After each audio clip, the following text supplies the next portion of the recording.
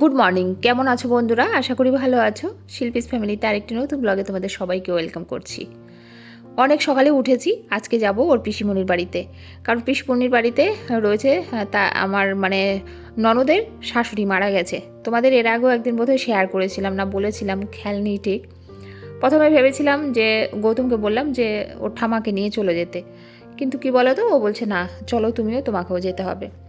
তো এই যে সকালবেলা ঘুম থেকে উঠে মেয়েদের জন্য করলাম একটুখানি ম্যাগি, আর এখানে কালকে যে দুধটা এটা একটু জাল করে রাখি, কেউ কালকে রাত্রে খায়নি, তো জাল করে না রাখলে এসে দেখবো একদম জমে গেছে। দুধটা জাল করলাম, তারপরে যে মাংস বসিয়েছি, মাংস করে যাচ্ছি কারণ মেয়ে দুটো ঘরে থাকবে তো তাই। গুড মর্নিং, কেমন আছো তোমরা? আশা করি ভালো আছো, আমরা তো খুব ভালো আছি। আর সকালবেলা আজকে চেঞ্জও করে নিই, কিন্তু রান্না হয়ে গেছে। তোমরা ভাববে দিদিভাই বাসি কাপড়ে না, বললাম গৌতমকে যে চালটা বের করে দাও, আর এত সকালে স্নান করবো না, অনেকটাই সকাল রয়েছে। 11টার মধ্যে, 10:30 11টার মধ্যে বেরিয়ে যেতে হবে, আটকে যাচ্ছে। বের করে দিতে বললাম, তো ভাত আর মাংস, আর কিচ্ছু করিনি। কালকের একটু ডাল রয়েছে, একটু ফুলকপি তরকারি রয়েছে, ওই দিয়েই মেয়েরা সারাদিন খাবে। সারাদিন বলতে ওই তো দুপুরটা, রাত্রে তো ঘরেই চলে আসবো, শুধু দুপুরটা। তো মোটামুটি আমার মাংস কষা অনেকটাই হয়ে গেছে দেখলে। এবার কষিয়ে রেখে দেবো, বলেছে মাছ শুধু কষিয়ে রেখে দাও। আর সমস্ত মোটামুটি ঝাড় জোর কাজ সমস্ত কমপ্লিট। আর আজকে কাচাকুচি নেই, কালকে 2বার কেচেছি, ডবল কেচেছি, আজকে আর কাচাকুচি নেই। যাই হোক, বেঁচে গেছি। তো চলো তারপরে রেডি হব, সমস্তটাই তোমাদের কাছে শেয়ার করব। চলো, আশা করি ভালো লাগবে, সঙ্গে থাকো, ঠিক আছে? তো ওর ছোটো কাকাইও থাকবে ঘরে, আর মাংস কষা করছি 1 কিলোই করছি পুরোটা। আমরাও রাত্রে ঘরে চলে আসবো, যদিও গৌতম হয়তো বা খাবে না, বাট আমি এসে খাবো। আমি পোলট্রির মাংস 1 পিস 2 পিস বেশ ভালোবাসি, তো একবারে বেশি করেই রান্না করছি। আর সারাদিন যেহেতু ওরা দুজনে খাবে, সকালেও একটু ভাত বললাম যে ম্যাগি খাওয়ার পরে একটু ভাত খেয়ে নিবি। আমি ভাবছিলাম সকাল সকাল ঘুম থেকে উঠলে পরে ওদেরকে একদম খাইয়ে দিয়ে তারপরেই যেতাম, কেন বলো তো, বাচ্চারা নিজেরা নিয়ে না অত ভালো খেতে চায় না, বা খেতে পারবে না, যেহেতু অভ্যাসটা নেই। যার জন্য আমি ভাবলাম যে সকাল সকাল ওঠ, দুজনকে একটু খাইয়ে দিয়ে যাই। তারপরে এই যে দেখো, আমি স্নান করে ঠাকুর পুজো দিলাম। আর এখন বলছে বড় মেয়ে, বলে মা একটু ডাল হলে ভালো হতো, শুধু মাংস দিয়ে যেন আমার খেতে ইচ্ছা করছে না। আবার নিচে ডালটা বসিয়ে দিয়ে এসেছি, ডালটা হতে থাক, আস্তে আস্তে ফুটতে থাকবে। একবারে সোমবার দিয়ে বসিয়েছি। স্নান করে নিলাম, চুল ভিজাইনি, আর এই যে ঠাকুর পুজো দিয়ে দিলাম। স্নান করতে যাওয়ার আগে একটু ডাল বসিয়ে দিয়ে গেছি, কারণ মেয়ে বলছে মা একটু ডাল হলে ভালো হতো। আমি ভাবলাম সারাদিন খাবে শুধু মাংসটা দিয়ে, কী করে খাবে, আবার এখন একটু ডাল বসিয়েছি। আমি রেডি হতে হতে ডাল হয়ে যাবে, ডালটা নামিয়ে দিয়ে তারপরে বেরিয়ে যাবো। তো চলো, এই যে ডালটা হয়ে গেছে, নামিয়ে দেবো। আর বেশি ফুটাতে পারছি না, আজকে টাইম নেই। তো যাই হোক, সারাদিনের মতো কমপ্লিট। এই যে এখানে করলাম ডাল 1 সোমবারের, আর এইখানে হচ্ছে মাংস কষা, কিছুটা ওদের খাইয়েছি ভাত দিয়ে, আর কিছুটা রয়েছে। গ্যাস পরিষ্কার হয়ে গেছে, এবার শুধু এই যে কড়াইটা পরিষ্কার করব। ওই দেখো দেখেছো, কড়াইটা পরিষ্কার করবো, ব্যাস। তো এই যে আমরা বেরিয়ে পড়লাম। আর যেহেতু খড়গপুর থেকে মেদিনীপুর মাঝখানে শুধু একটা স্টেশন গোকুলপুর, তারপরে হচ্ছে মেদিনীপুর, তো আর ভাবলাম যে আলাদা করে গাড়ি করে লাভ নেই, ট্রেনেই ভালো হবে। টোটো করে ট্রেনের এইখানে স্টেশনে আসছি, এইখান থেকে কোনো রকম ওভারব্রিজ নেই, যেহেতু গিরি ময়দান, এখানে কোনো ওভারব্রিজ নেই। তো এখান থেকে একটা স্টেশন, তারপর ওইখান থেকে তো স্টেশন থেকে একদম ডাইরেক্ট টোটো গোকুলপুর।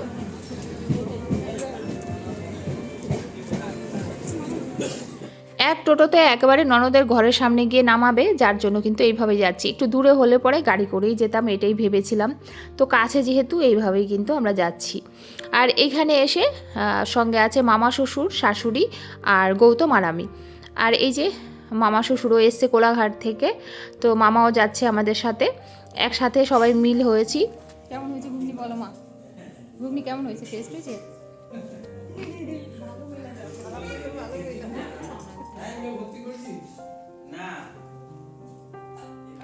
তো এইটা হচ্ছে আমার ননদের হচ্ছে একটা বান্ধবী বলতে পারো তোমরা, আর এটা হচ্ছে আমার ছোট ননদ, তোমরা তো চেনো ওকে। আর ওই যে ওটা হচ্ছে আমার জায়ের মেয়ে, আর পাশে রয়েছে যা, এটা হচ্ছে বড় ননদ, যার শাশুড়ি মারা গেছে। এটা হচ্ছে আমার বড় যা, তোমরা তো চেনো, আগেও দেখিয়েছি। এর আগে মামা শ্বশুর বাড়িতে ওই পুচকুর মুখে ভাতে গিয়ে, আর শাশুড়ি মা আর মামা শ্বশুর সবাই এখানে খেতে বসছে। কেন বলো তো? কারণ এরা কেউ শ্রাদ্ধ বাড়ি ওই খাবারগুলো খাবে না, যেহেতু একটু রিস হয়। মামা শ্বশুর শুধু মাছ ভাজা দিয়ে খেয়েছে। ডাল নিয়েছিল, যখন ডালটা একটুখানি ঝাল লেগেছে মামা তো বলে আমি আর খাবো না। আমি ননদকে প্রথমেই বলেছিলাম যে মামাকে শুধু মাছ ভাজাই দাও, মামা ডালও খাবে না, কারণ কোনো সোমবারের তরকারিই খায় না। তোমরা দেখেছো আমার ঘরে এর আগে আসছে যখন, শুধুমাত্র শিং মাছ দিয়ে আমি পেঁপে দিয়ে পাতলা করে সেদ্ধ ঝোল করে দিয়েছিলাম, সেটা কিন্তু মামা খুব ভালো খেয়েছে। তো মোটামুটি মামা কী খেতে পছন্দ করে একটু আমি বুঝে গেছি, যার জন্য আমি মাছটা সুন্দর করে ভেজে দিয়েছি। ওরা একটু কাঁচা কাঁচা করে ভেজেছিল, আমি আবার ঘরে এনে একটুখানি ভেজে দিয়েছি। তারপরে আর এই যে এখানে যা, ও মাছ ভাজা দিয়েই খাচ্ছে, ও আবার ওর মেয়েকেও মাছ ভাজা দিয়েই খাওয়াচ্ছে, কেননা ওরও না ঠিক ওই খাবারগুলো শ্যুট করবে না, যার জন্য সবাই সবার মতো খাচ্ছে। আর শাশুড়ি মাকে এখানে এনে দেওয়া হয়েছে, আমি আর ননদ গিয়ে দুজনে মিলে এনে দিয়েছি ঘরে। কেন বলো তো? কারণ উনি ওখানে খেতে পারবে না এত উঁচুতে, আর যেহেতু ছাদে খাওয়ানো হচ্ছে, সিঁড়ি ডিঙিয়ে যেতেও পারবে না। আর এই যে এরা বসে রয়েছে, সব ভাইরা বসে রয়েছে, আমরা সবাই এসছিলাম মোটামুটি ঘর থেকে, সবাই এসছিলাম। আর সবাই এখন খেতে গেছে, আমরা বসেছিলাম। আর ভিডিওটা একটু অন্যরকম করতে পারতাম আজকে, আর ইচ্ছা করলো না। বাড়িতে এসে ছোটো মেয়েকে খেতে দিয়েই জানো না একদম শুয়ে পড়েছি, যদিও কোনো পরিশ্রম করিনি, কিন্তু ওই যে সারাদিনের একটা ধকল তো থাকে, বুঝতেই পারো। কোনো কাজ কিন্তু ওইখানে গিয়ে করিনি, ননদের বাড়িতে বেশ রিল্যাক্সেই ছিলাম, বসে সবাই মিলে আড্ডা মেরেছি। আর এই দেখো ননদ কত মিষ্টি দিয়েছে, এত মিষ্টি উঠেছে না, মানে ভাবতে পারবে না। এক একজনকে 12-13 পিস প্রত্যেক মানুষকেই দিয়েছে প্রায়, তারপরেও রয়ে গেছে। তো গৌতমকে দিলাম একটা ট্যাবলেট, ও এখন ট্যাবলেটটা খেয়েই শুয়ে পড়বে। মাথা প্রচুর ধরেছে, মাথায় হাওয়াও লেগেছে প্রচুর, আমারও লেগেছে, আমারও কেমন মাথাটা মানে মাইগ্রেন রয়েছে, তো একটু ব্যথা ব্যথা করছে। ভিডিওটা ভেবেছিলাম খুব সুন্দর তোমাদের দেব, কিন্তু দুঃখের বিষয় ওরকমভাবে দিতে পারিনি। আর খুব একটা ক্যামেরা ধরতে ইচ্ছা করলো না, সবাই যেহেতু একসাথে ছিলাম, একটু আনন্দ করেছিলাম, সেটাই যেন ভালো ছিল। এটা হচ্ছে নেক্সট দিন বলতে কালকে আর ওর পিসি বাড়ি থেকে এসে কোনো রকম ভিডিও করা হয়নি। শুধুমাত্র ছোট মেয়েকে খেতে দিয়ে আসার সাথে সাথেই বলছে যে মা আমাকে খেতে দাও। নিজেরা নিয়ে খেয়েছে, বুঝতেই পারছো। আর আমি যেহেতু ঘরে নেই, অভ্যাসটা তো নেই, আমি না থাকলে কখনো ওর ঠাম্মি হয়তো খাবারটা দিয়ে দেয়, বা ওর বাবা থাকে, ওর বাবা দিয়ে দেয়। তো নিজেরা নিয়ে খেয়েছে, বুঝতেই পারো কেমন খেয়েছে। ছোট কাকাই ঘরে ছিল, ছোট কাকি তো দাদুর সাথেই ছিল সারাক্ষণ। আর সবাই মোটামুটি চলে গেছে। তো রাত্রে আসার পরে গৌতমের ধরেছে মাথা, প্রচণ্ড মাথা, যেহেতু নাইট করে এসছে, সারাদিন শুতে পারেনি, ধরে গেছে মাথা। তো ওকে বললাম যে তোমাকে একটা স্যারিডন দেই, তুমি ওইটা খেয়ে জল খেয়ে শুয়ে পড়ো, যদি রাত্রে কিছু খাও তাহলে পরে রাত্রে দেখা যাবে। যেহেতু সকালের ভাত ছিল, কষা মাংস ছিল, ডাল ছিল, আমি ভাবলাম আজকে আর কিছু রান্না করবো না। তারপর উপরন্তু ওর পিসিমণি সব কিছু দিয়ে দিয়েছে, অনেকগুলো মিষ্টির প্যাকেট, তারপরে হচ্ছে নান, চিলি পনির, তারপরে ওর পিসিমণি চিলি পনির দিয়ে দিয়েছে, কাবলি ছোলার একটা তরকারি দিয়ে দিয়েছে, মানে মোটামুটি শুকনা খাবার যেগুলো আছে রাত্রে আমাদের আর রান্নাই করতে হবে না, ওরকম কিছু দিয়ে দিয়েছে।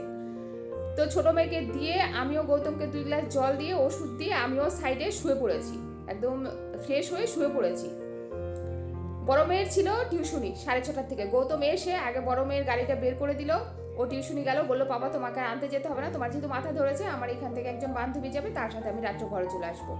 তো ওই 7:30 পর্যন্ত পড়াবে, 8টা অবধি। তো বান্ধবীর সাথে যখন আসবে, আর কাছের থেকে কাছে, এখান থেকে হয়তো হেঁটে তোমার 5 মিনিট মতো লাগবে। তো সেখানে যেহেতু স্কুটি নিয়ে গেছে, অসুবিধা নেই, 2 বান্ধবী চলে আসবে, ওইটা ভেবে আমরা শুয়ে পড়েছি। এই যে 6:30 থেকে যে ঘুম দিয়েছি, পুরো 9:30 উঠেছি। বড় মেয়ে এসছে, গৌতম আর ওঠেইনি। মেয়ে বলছে মা আমাকে খেতে দাও।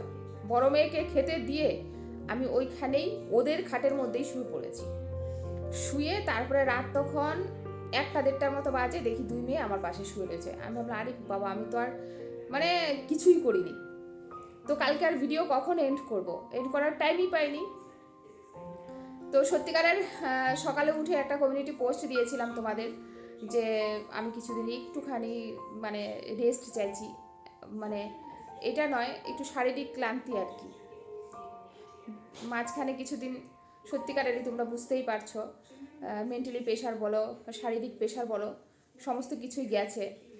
আর এখন একটুখানি ভাবছিলাম নিজের মতো করে কিছুদিন থাকবো, একদম কোনো সোশ্যাল মিডিয়া থেকে নিজেকে অনেকটা দূরে রেখে কিছুদিন এইভাবেই থাকবো। তো তারপরে আবার যখন কমিউনিটি পোস্টটা দিলাম, দেখলাম তোমরা অনেকেই কমেন্ট করেছো। তো একটা কমেন্ট যেমন আমার একটা বুনু করেছে যে দিদিভাই তোমার খারাপ সময়ে কিন্তু তোমার এই ভিউয়ার্সটাই তোমার পাশে ছিল, বেশি কিছু না পারো একটা করে শর্টস ভিডিও দিও, মানে অ্যাক্টিভ থাকার জন্য বলছে। আর সত্যি কথা বলতে কখনো কখনো মনে হচ্ছে যে আমার দ্বারা বোধহয় ব্লগিং আর হবে না, বা সোশ্যাল মিডিয়ায় আর বোধহয় থাকা হবে না, এরকম মাঝে মধ্যে মনের মধ্যে আজকাল এটা প্রায়ই আসে যে আর সোশ্যাল মিডিয়া করবো না। লাগার থেকে করা, টাকা তো অবশ্যই আছে, অতটাও জরুরি না। তো ইচ্ছে ছিল যে আর ভিডিও দেব না। তারপর আবার ভাবলাম হ্যাঁ, এই যে পুরো কথাটা বলেছে যে দিদিভাই তোমার এই অসময়ে তোমার ভালোবাসার লোকগুলো ছিল, তো তাদের একটা করে শর্টস অন্তত দিও। তো ভাবলাম যাই হোক, ভিডিও বেশি বড় না দিতে পারি, 10 মিনিটের হলো একটা ব্লগিং তোমাদের কাছে রোজই শেয়ার করব। আজকে ভেবেছি, সত্যি কথা বলতে আজকে হচ্ছে 1 জানুয়ারি, সব ঘুম থেকে উঠে মেয়েরা বলছে মা কোথাও নিয়ে চলো। আমার না সত্যি শরীর দিচ্ছে না, যদিও ওর পিসিমণির বাড়ি গিয়ে কোনো কাজই করিনি, বসেই ছিলাম, তবু একটা হয় না যে জার্নি করলে একটা ক্লান্তি। অথচ জানো মাঝখানে একটা স্টেশন, আমাদের এখান থেকে মাঝখানে একটা স্টেশন গোকুলপুর, তারপরে হচ্ছে মেদিনীপুর, খড়গপুর থেকে গোকুলপুর মেদিনীপুর একটা স্টেশন। তারপরেও না স্টেশনে বসে থাকা, ওর ঠাম্মাকে নিয়ে যাওয়া একটু কষ্ট হয়ে যায়।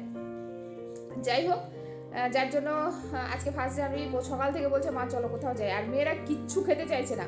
1 জানুয়ারিতে সবসময় মটন হয় ঘরে, আজকে গৌতম বলেই গেছে মাংস তো খাবোই না। মেয়েরা বলছে মা মাংস খাবো না, বিরিয়ানি খাবো না, তন্দুর রুটি খাবো না, নান রুটি খাবো না, মানে কোনো রিচ খাবার খাবো না, ঘরের নর্মাল কিছু রান্না করো। নর্মাল বলতে কালকের মাংস কষা ডাল এখনও রয়েছে, তো এখন কি ভাবছি নর্মাল বলতে ডাল মাংস থাক, এগুলো শুকনা করে না হয় রেখে দেবো।